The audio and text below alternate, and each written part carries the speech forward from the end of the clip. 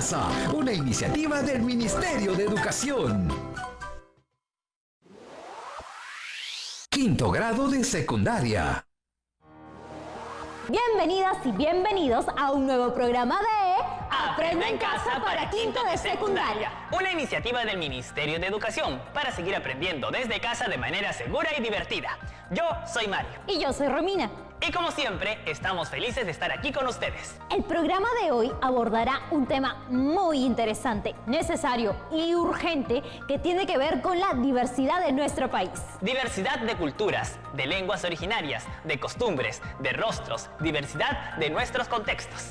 Y, lamentablemente, junto a esta diversidad, muchas veces encontramos discriminación y exclusión. Y no solo por las diferencias físicas, sino por la diversidad de costumbres, idiomas, actitudes y por las diferencias socioculturales.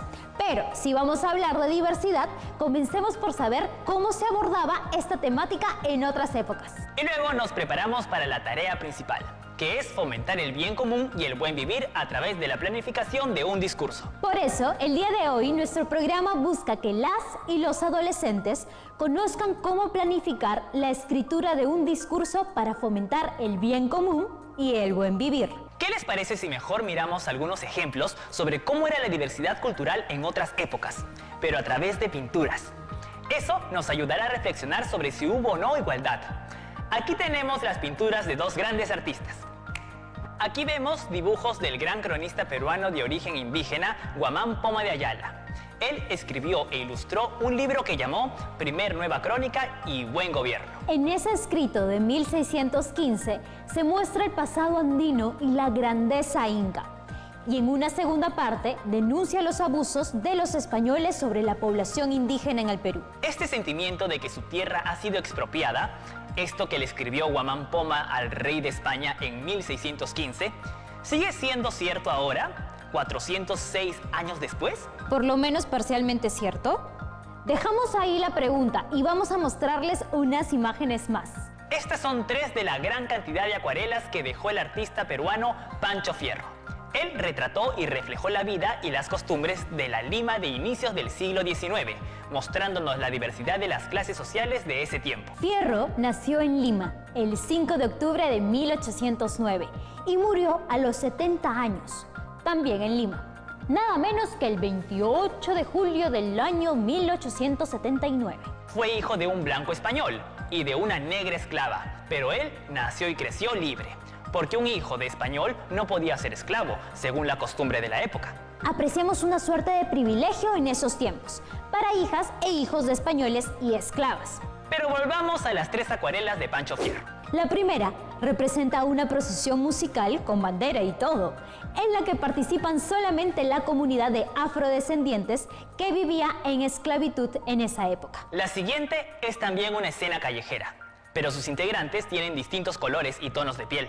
Es una escena del Son de los Diablos, una danza que pervive hasta hoy, un par de siglos después. Hoy en día, el Son de los Diablos es una danza practicada solo por la comunidad afroperuana, pero en ese entonces era multicultural. Podemos ver el diablo adelante, con su gran máscara, pero el arpa que ese mestizo lleva al hombro es un instrumento nacional que hasta hoy se usa en la sierra. Y al fondo hay un hombre con poncho. Y el poncho es empleado tradicionalmente en las zonas andinas. Y la tercera representa a una pareja bailando, probablemente una zamacueca, porque los dos bailarines llevan pañuelos. Y si se fijan bien, esta es una pareja donde la mujer parece ser mestiza y el hombre es de piel oscura. Y lo que sabemos por las acuarelas de Pancho Fierro es que en la segunda mitad del siglo XIX nuestra sociedad era diversa, de todas las sangres, pluricultural y también multilingüe. Características importantes que aún permanecen en nuestra sociedad. Pero también pensemos en la clasificación que se les daba a las personas de acuerdo a quienes eran sus progenitores. Sí, y en esos años, y durante muchos años, eran los blancos españoles peninsulares o nacidos en América los que tenían mayor autoridad sobre los demás. Yo diría que hasta mostraban aires de superioridad. Y contra ese prejuicio, don Ricardo Palma, que tenía de afro y también de inca, soltó la famosa frase llena de verdad, que dice: el que no tiene de inga, tiene de mandinga. O sea, que quien no tiene sangre india tiene sangre negra. Porque Mandinga es una cultura africana de donde los traficantes trajeron a muchos esclavos afrodescendientes. En fin, nuestro país es purito mestizaje, por su mezcla de culturas. Y el que piense que no tiene nadita de inga, Pues que verifique, que seguro encuentra muchas sorpresas en su árbol genealógico. y para seguir reflexionando más sobre nuestra diversidad cultural de ayer, hoy y siempre, Aquí tienen la vena reportera de nuestro colega. Y este es el segmento de Mario Reportero. vengo brindando verdades. Gracias, gracias, gracias, arriba, gracias. Vamos con la primera respuesta. Buenas tardes, gracias por sumarte. Seguro tu respuesta nos ayudará mucho. Cuéntanos, por favor. Para ti, ¿el Perú es una sociedad homogénea o somos una sociedad plural? Diversa, con mezcla de culturas. El Perú es un país pluricultural. Tiene mucha diversidad racial y etnias, debido a la influencia que se ha producido desde la época del virreinato, con la llegada de los españoles y africanos, a lo largo de su época republicana hasta la actualidad. Por eso vemos a personas con diferentes rasgos físicos, como tonalidades de piel, colores de ojos, cabellos y más. Y ahora tenemos a la siguiente estudiante, que nos va a contar de sus ancestros, que hace muchos años vinieron de China. Mis abuelos me contaron que hace mucho tiempo la sociedad en China no era libre. Eran esclavos y a estos se les llamaban colíes. Hoy en día me siento muy orgullosa de que China sea un país potencia y del lugar que tienen los descendientes chinos en nuestra sociedad. ¡Wow! Ha sido demasiado interesante. Muchas gracias por tu testimonio. Y ahora vamos a ver a través de la cámara reportera de Mario qué es lo que opinan las y los adultos sobre estos temas. Porque Mario sigue brindando verdades. Tengo entrevistas a distintas personas, comenzando por un señor, cuya respuesta me sorprendió. Vamos a verlo. Señor, por favor, ¿nos puede contestar una pregunta muy importante? ¿Usted cree que en este momento goza de todos los derechos que le corresponden como ser humano y como ciudadano del Perú? Por supuesto que sí. Considero que los derechos humanos han sido aprobados para protegernos y gozar de ellos. Todos tenemos estos derechos, pero mucha gente no sabe que los tiene porque no se ejercen y algunas autoridades no los respetan. Por ejemplo, el derecho a la educación, a la salud, que nadie reclama porque nadie se da cuenta que son derechos y no privilegios. López Soria declara que los derechos de cada ciudadano terminan donde comienzan los del otro, pero que esto no parece haber sido comprendido, lo que lleva al abuso del derecho y sorpresivamente mucha gente se deja abusar simplemente por miedo. Muchas gracias, señor. Sus opiniones son muy valiosas y nos enseñan mucho. Pues yo también he estado haciendo recorridos con esta camarita, haciéndoles una sola pregunta a varias chicas y chicos de la promo. ¡Qué bien, Romina! ¡Compártelo! La pregunta para todos fue: ¿qué quiere decir hacer el bien sin mirar a quién? Quiere decir que no mires a la cara a la persona cuando estás dando una limosna. Que tienes que hacer el bien, no solamente los que te pueden devolver el favor. Que no le debes hacer el bien a nadie solo porque te puede hacer el bien a ti. Quiere decir que si alguien te necesita, le tienes que hacer el bien, sin importar si son tus amigos o tus rivales, si los quieres o no los quieres, ni tampoco si te van a corresponder. ¡Wow! Gracias, Romina, por esta nota. Y gracias, chicas y chicos, por sus respuestas. De las respuestas que hemos escuchado, ¿cuál creen que se acerca más a la respuesta correcta? Vayamos pensándola. Mientras tanto, hacemos una breve pausa. Además, todo lo que hemos reflexionado hasta ahora sobre diversidad cultural nos ayudará también para ver cómo se produce un buen texto, cuáles son los procesos y toda su ruta. Es verdad. Todo esto en el siguiente bloque. Así que ya volvemos con muchas más cosas aquí en Aprendo en Casa. ¡Nos vemos!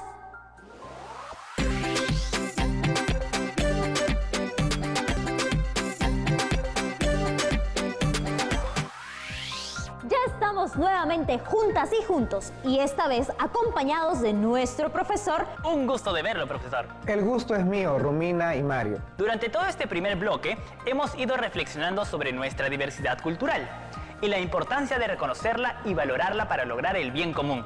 Sí, estuve muy atento a sus reflexiones a partir de los dibujos de Poma de Ayala y de las acuarelas de Pancho Fierro, así como las respuestas de sus entrevistados. Aún el camino es largo, pero no imposible para superar nuestras dificultades y construir una sociedad en armonía y respeto a la diversidad. Las preguntas que desarrollaron nos han permitido reflexionar sobre el bien común y el buen vivir, para que así pueda ir ampliando la información sobre esta temática para que logren construir su discurso argumentativo. Es verdad. Profesor, ¿y hoy qué vamos a ver? Pues hoy veremos cómo podemos planificar la escritura de un discurso para fomentar bien común y el buen vivir. ¿Y qué pasos debemos seguir para escribir un discurso? Creo que son 3. Así es, planificación, textualización y revisión. ¿Textualización no es dicho más simplemente escritura? Sí, pero es en un sentido más preciso el proceso de producción de un texto. Por ejemplo, si pones una ilustración para explicar mejor lo que estás escribiendo, esa ilustración es parte de tu texto. Comencemos por la planificación. ¿Y por qué es importante? ¿De verdad no lo sabes? Quiero escucharlo de usted, a ver si estoy bien o mal. Entonces dime, ¿por qué crees que sea importante la planificación? Bueno, la planificación es importante, porque si no planificamos bien, vamos a textualizar algo con vacíos y repeticiones y hasta errores, y no vamos a pasar la vida corrigiendo y corrigiendo lo que escribimos. En cambio, si planificamos bien, a la hora de textualizar todo va a fluir rápido. Muy bien, Mario y Romina. Eso es, precisamente. ¿Y qué es la textualización? Es la redacción en sí. Ir tejiendo e hilando las ideas para hacer párrafos, poniendo en su sitio las ilustraciones, los cuadros o las tablas si las hubiera. Perfecto. ¿Y para qué sirve la revisión, Mario? Creo que para ver si lo que hemos puesto cumple el propósito que teníamos y para corregir algunas cosas que podemos haber omitido o escrito incorrectamente. Muy bien, ya tenemos un esbozo de lo que son las 3 etapas. Ahora vamos a lo mismo, pero con más detalle. Comenzando por la planificación. Efectivamente. Miren, primero hay que generar ideas específicas. Desde siempre hemos tenido una idea general, pero hay que aterrizarla. Eso se logra haciéndose preguntas. ¿Cómo cuáles? ¿Cómo? ¿Qué voy a escribir? ¿Con qué intención voy a escribir? ¿Para quién voy a escribir? ¿Qué extensión o duración debe tener el escrito?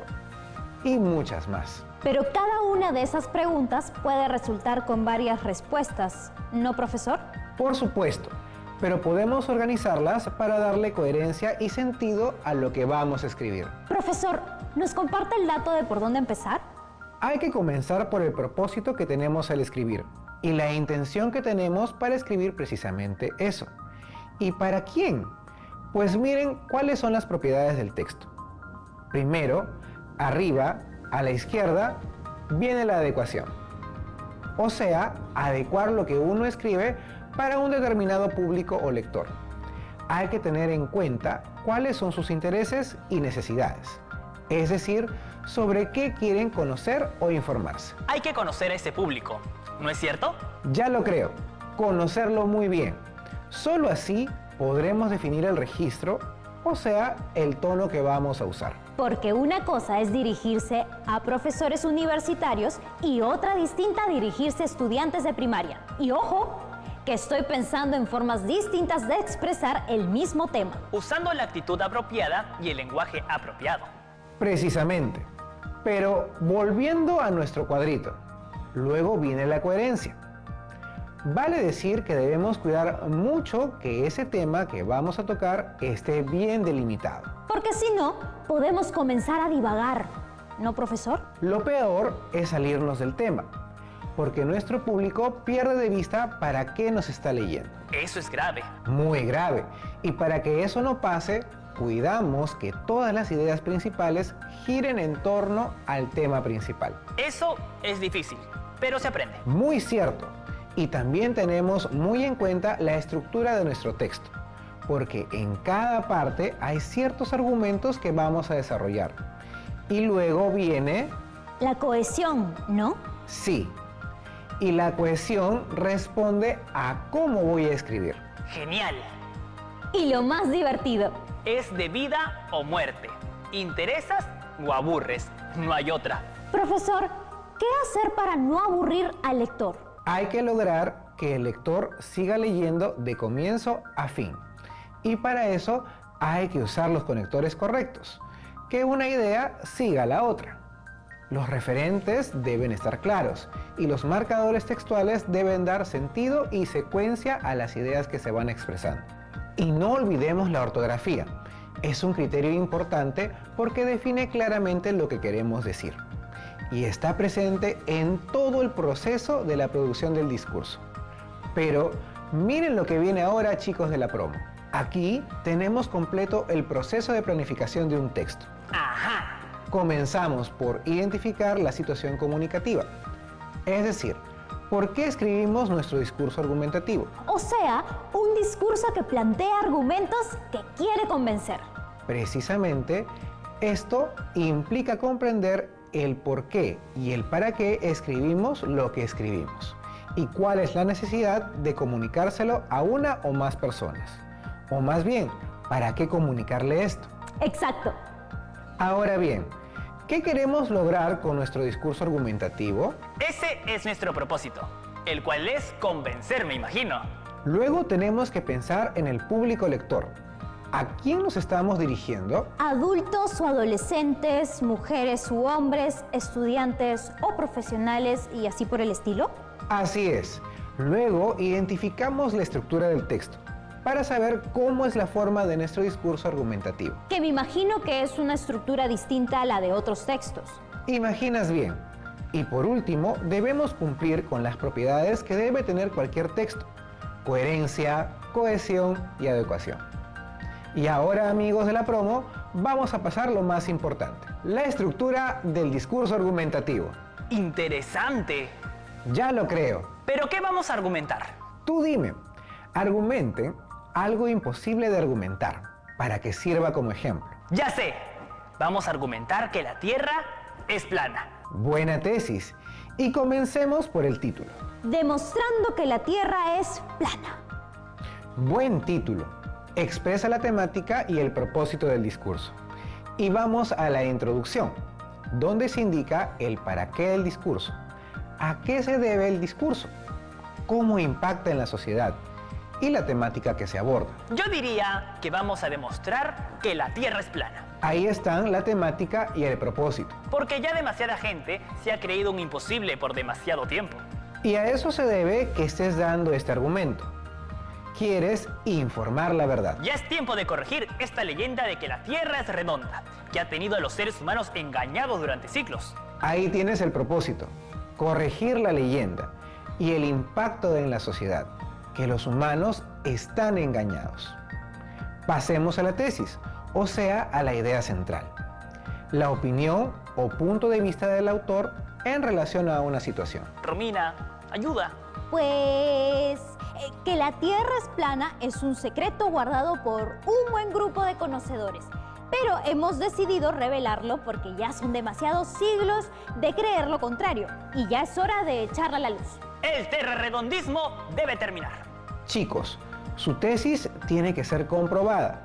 Debe tener lógica y estar supeditada a razones o argumentos. Pues, ¿qué más comprobación que subirse al edificio más alto, mirar hacia el mar y ver cómo no se nota ninguna curva? ¿Pide usted lógica, profesor? Pues, ¿qué más lógica que la de sus 5 sentidos que le están diciendo que la Tierra es plana? Razones y argumentos no hacen falta cuando la verdad está totalmente a la vista. Interesante posición. Pero ahora viene la fundamentación de su tesis, a través de premisas que la sostienen, que son diversas, incluyendo analogías, causas, consecuencias, autoridades, comparaciones, entre otras. Vaya, no pensé que era tanto lo de la fundamentación. A ver pues, Mario y Romina, convénzame de que la Tierra es plana. O sea que fundamentamos que la Tierra es plana, tan plana como la Luna, que se ve totalmente plana. Eso fue analogía. Toca causas. Pues que Dios no querría hacerles problemas a los seres humanos con una Tierra en la que no se puede caminar bien porque es redonda. Esas fueron las causas de que la Tierra sea plana. Toca consecuencias. ¿Qué pasaría si la Tierra fuera redonda? Y hasta dicen que gira todo el tiempo. Y las consecuencias de eso sería que todo lo que está sobre la Tierra saldría volando hacia el vacío. Muy bien. ¿Pueden pensar en autoridades y comparaciones? ¿Autoridades? Por supuesto. En ninguna parte de la Biblia dice que la Tierra es esférica. Todos los sabios antiguos, los griegos, los romanos, los profetas de la Edad Media asumen que la Tierra es plana. Es más, están tan seguros de eso que ni siquiera tocan el tema. ¿Comparaciones? Pues decir que la Tierra no es plana, sino esférica, es como decir que el Sol enfría y la Luna calienta. Y ahora viene lo fácil. En cuanto a que la Tierra es plana. La contraargumentación. O sea, tenemos que argumentar que la Tierra es redonda. Precisamente. Y esto es importante porque permite darle solidez a la tesis de que la Tierra es plana. Pero se presenta el contraargumento para luego refutarlo, me imagino. Así es, pero sin hacer trampa. Los contraargumentos deben ser sólidos, totalmente convincentes. Está bien, pues yo diría que mucha gente cree que ha sido demostrado en la práctica que la Tierra es redonda. Lo han hecho de diversas maneras. Incluso han sacado fotos de la Tierra que la muestra, según dicen, esférica. Es un argumento convincente, pero solo para quienes no conocen la verdad. Porque esas fotos, esos viajes a la Luna, todo eso ha sido solo para convencernos de una cosa. Que la Tierra es esférica. Pero no contaban con que los seres humanos tenemos ojos. Y cuando nos subimos a una torre junto al mar, vemos que el mar se extiende hasta su límite y que es plano, plano, planito, plano. ¿Conclusiones? Que la Tierra es 100% plana. Y si me lo permite, profesor, pedirle a nuestro público que no se deje engañar. Que confíe en sus ojos. Que mire hacia el mar y confirme que la Tierra no es una esfera, sino más bien una superficie plana. Es plana. Es plana. Muy bien, Romina y Mario. Gracias, profesor. Este solo ha sido un ejemplo. No vayamos a pensar que la Tierra es realmente plana, por favor. Y ahora un repasito con un par de datos nuevos. Quiero recomendarles que, para crear un discurso argumentativo, busquen y seleccionen información de fuentes confiables en la web y de bibliotecas especializadas. ¿Qué sigue, Romina? Que hay que tener claridad sobre cada elemento de la estructura del discurso. Y también hay que tener presente que este discurso debe ser persuasivo. Y por eso mismo hay que utilizar los conectores apropiados para ello. Perfecto. Gracias. Todavía no puede irse, profesor. Tenemos una pregunta para usted. Pues que venga la pregunta. Gracias. Esta es una pregunta que consideramos importante para escribir el contenido de nuestros discursos. Díganos, profesor, ¿por qué discriminamos en un país tan diverso como en el Perú? Importante pregunta, Mario. La verdad es que aún existe un prejuicio marcado en las personas. No se valora las diferencias. El estatus social ha hecho que algunos se crean superiores a otros. No existe una conciencia valorativa de nuestra cultura, de lo que somos, de cómo estamos constituidos. No se aprecia esa riqueza cultural y étnica que tenemos como país diverso. Es por eso que nos dice que aún tenemos un largo camino por recorrer, y es verdad. Y en ese camino, todas y todos debemos estar comprometidos. Profesor, una pregunta más. ¿Cuál es la importancia del propósito en un discurso argumentativo? Tenemos que persuadir aprovechando al máximo todos los recursos que tenemos. Sobre todo para convencerlos de que es bueno y productivo valorar nuestra diversidad cultural, para vivir en armonía y lograr el bien común. Muchas gracias, profesor. A ustedes. Hasta la próxima. Gracias, profesor. Y cuídese. Gracias, hasta pronto. Romina, ¿cuánto hemos aprendido? ¿Revisamos nuestro camino de aprendizaje? Al planificar un discurso argumentativo, podemos recoger ideas que nos permitan valorar nuestra diversidad cultural para vivir en armonía y lograr el bien común en nuestra familia y comunidad. Hasta pronto. Y a lavarse las manos. Jamás tocarse la boca, la nariz o los ojos. Mascarilla cuando salen, si es que salen. Y llamar a los amigos y a las amigas para no sentirse demasiado solos. Y tengamos paciencia, porque esta pandemia pasará pronto, aunque a veces no lo parezca. Pero mientras tanto... ¡cuídense mucho! ¡A estudiar siempre! ¡Chao!